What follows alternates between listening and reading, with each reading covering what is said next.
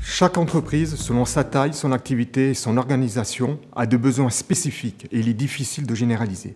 Cependant, quelques règles de base doivent être appliquées.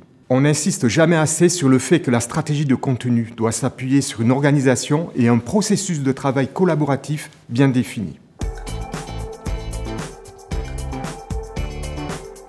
Il est important de désigner un content manager, externalisé ou non, chargé de constituer une équipe, que l'on appelle la team content, qui participera à la construction de la stratégie de contenu.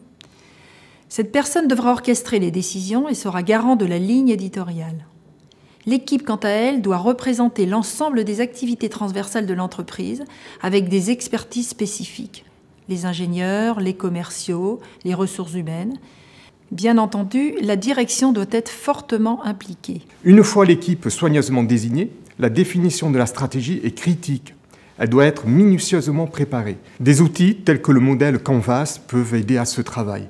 Il faut commencer par définir des objectifs, évaluer le positionnement de l'entreprise sur son marché, identifier l'audience, ce sont les personas, sélectionner les thèmes qui seront abordés. Sans oublier bien sûr de répertorier les sources et le contenu existant qu'on utilisera ensuite pour produire le contenu. En fait, l'objectif est d'aboutir à la construction d'un plan éditorial.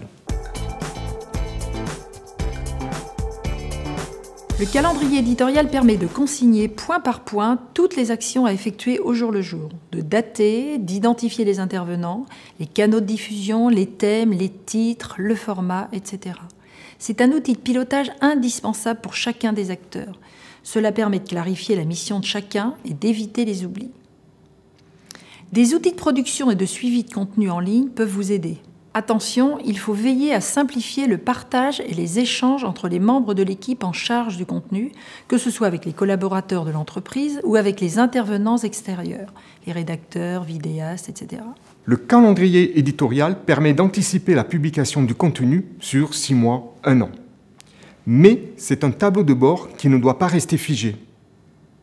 Vous devez le faire évoluer pour vous adapter à l'actualité de votre marché, à votre actualité, aux attentes de vos clients et prospects.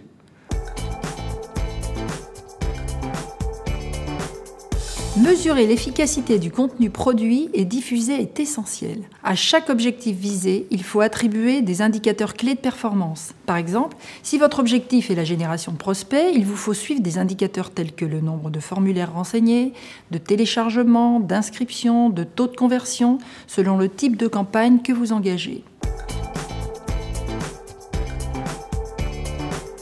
La pertinence de votre contenu dépendra de votre capacité à rebondir sur l'évolution de votre environnement. Mais il faut le faire dans le cadre établi par un calendrier éditorial. Il est nécessaire de mesurer les résultats d'une stratégie de contenu digital, ceci pour améliorer vos performances. Pour cela, la clé est de tester différentes configurations du contenu, c'est l'A/B testing. Au gré des résultats, il ne faut pas hésiter à adapter son approche pour améliorer son efficacité.